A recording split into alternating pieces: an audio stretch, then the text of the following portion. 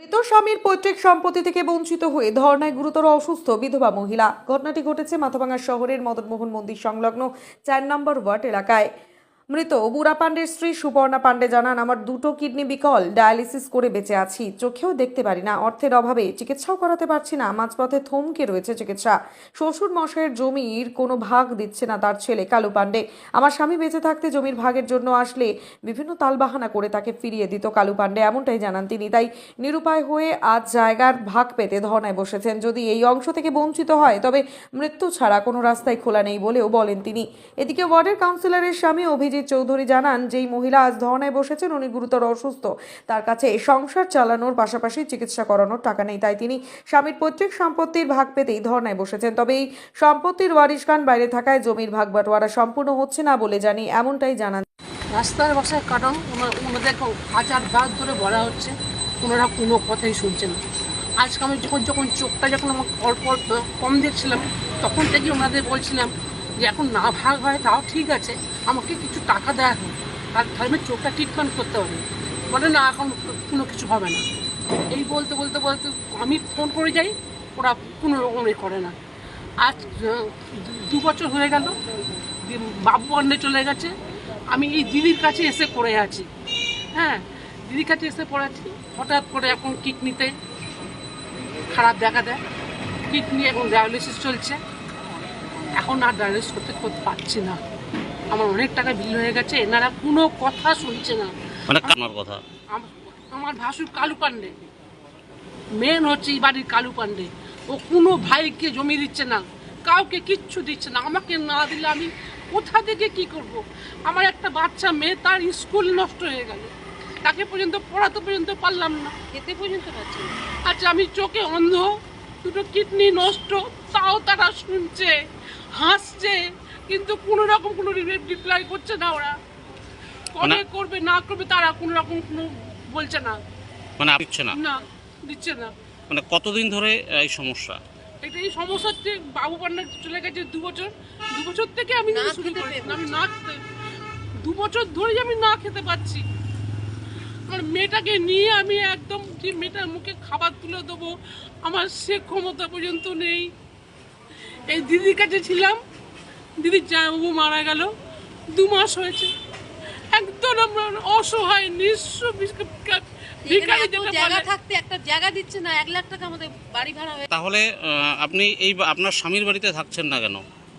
না, প্রথম থেকে আমি থাকি না স্বামীর বাড়িতে, এখন তো বাবু পান্ডের নেই, এই ঘর ভাড়া করে আছি, সেখানে 1 লাখ টাকা বিল হয়ে গেছে, সেখানে বাড়িওয়ালা চাপ দিচ্ছে প্রচণ্ড। আমি কোন দিকে যাব? নাই আমার গলায় দড়ি দেওয়া ছাড়া আমার আর কোনো রাস্তা নেই আমার। মানে সে সময় হ্যাঁ, মানে আপনার স্বামী চলে যাওয়ার পর থেকে মানে আপনাকে কি বাড়িতে থাকতে দিচ্ছে না? আমি বাড়িতে থাকতাম না, আমরা বাড়িতে থাকতাম, নিজের বাড়ি কিনেছিলাম আমরা পাড়ায়, এই আমলা পাড়ায় বাড়িতেই থাকতাম। আচ্ছা, আপনার স্বামীও ওখানেই থাকতো? হ্যাঁ, কিন্তু এখানে আপনার স্বামী সেটা দিচ্ছে না। আমার স্বামীকেই দেয়নি। সব থেকে বড় কথা, পৈতৃক সম্পত্তি আমার স্বামী অনেক ভাগ চেয়েছে, আমার স্বামীকেও দেওয়া হয়নি।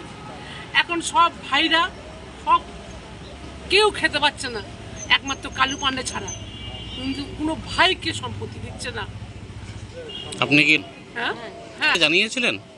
না না, প্রশাসনকে জানান? আমি চিন্তা ভাবনা করে এই কাজটা করলাম যে আর পাচ্ছি না ডায়ালিসিস, আর ডাক্তার বলছে ডায়ালিসিস বন্ধ হয়ে গেলে বাড়ির লোকে মুশকিল, ভাইকে জ্বালাচ্ছে। কত খুব কষ্ট হচ্ছে আমার। যতক্ষণ না ওনা না নিশ্চয়ই না বলে আমরা এখান থেকে যাবো না। কতক্ষণ বসে থাকবেন? কি করবো, বসে থাকি, দেখি কি করে। কি নাম আপনার? অন্য সুপর্ণা পাণ্ডে। এখন আপনি ভাড়া বাড়িতেই আছেন? ভাড়া বাড়িতে আছি।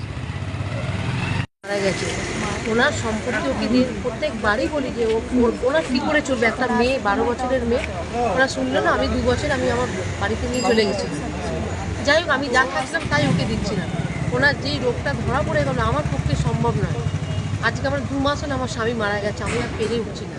এখানে নিয়ে আসার জন্য নিয়ে এলাম, নিয়ে আসতেই 9 দিন হলো, আজকে 2 লাখ টাকা বিল হয়েছে শিলা থেকে। আজকে ডায়ালিসিস করতে হলে ডায়ালিসিস আমরা করতে পারছি না। ওনাদের বারে বার বলছি, শুনেছি আমরা এখানে এসেছি, ও মরণাপূর্ণ, একবারও তো ফোন করে জানেনি। ওনার জায়েরা ফোন করছে, কিন্তু ওনার বউ উনি একদম জিজ্ঞাসা করেনি। আজ কোথা থেকে এত টাকা পেলো, যারা দিচ্ছে তারা বলছে নাকি আমাদের টাকা ফেরত দাও। কোথা থেকে দেবে? ডায়ালিসিস পুরো বন্ধ হয়ে গেছে, তাহলে তুই মারা যাবে। ডাক্তারও বলে দিয়েছে ডায়ালিসিস বন্ধ করা মানে পেশেন্টকে রাখতে পারবো না। তাহলে আমরা কি করবো এই মুহূর্তে বলি? আমার এখানে ধর্ণা দিয়ে ছাড়া আমার তো কোনো উপায় নেই। ওনার কি কিডনি খারাপ হয়েছে? কিডনি দুটোই খারাপ, চোখে দেখতে পাই না। 12 বছরের মেয়েটা কিনা আমরা কীভাবে রয়েছি বলুন তো? একটা ভাড়া বাড়িতে তারাও বলছে থাকতে দেবো না, 1 লাখ টাকা ভাড়া হয়ে গেছে। না এত কিছু শুনেও কিছুতে বলছে আজকে বোন আসছে না, আজকে অমুক আসছে না, কালকে বর্ষাকাল, এই ভয়ে করে আজকে 2 বছর কাটিয়ে দিয়েছি। কিন্তু আমি একে নিয়ে কোথায় যাব? একদম অসহায়। এখানে একটা বিদ না করে আমরা এখান থেকে যাব না। কি নাম আপনার? আপনার নাম? আমার নাম অপর্ণা পাল। এখানে যে ভদ্রমহিলা বসে আছে, ওনার হাজবেন্ড মারা গেছে, পান্ডে পরিবারেরই উনি বউ। হাজবেন্ডের নাম হচ্ছে কৃষ্ণকান্ত পান্ডে।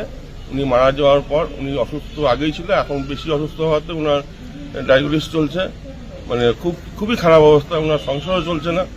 তা ওনার ওয়ারিশ সূত্রে উনি এখানে জমির ভাগ বা সম্পত্তির ভাগ নিতে উনি এসেছিলেন, কিন্তু ইনাদের পরিবারের মধ্যে অনেক পরিবার থাকার ফলে যার জন্য ভাগটা হচ্ছে না এখানটাতে। ওনারা সবাই বাইরে থাকে, সবাই কেউ ইউপিতে থাকে, কেউ মধ্যপ্রদেশ থেকে থাকে। তারা আসলে পরে তবেই জিনিসটা ভাগ বাটারা হবে আর সুষ্ঠু হবে। তো মানে কি সম্পত্তির জন্যই এখানে ধর্নায় বসছে? হ্যাঁ, যেহেতু ওনার পেট চলছে না, এখন উনি ট্রিটমেন্ট করতে পারছে না, তার জন্য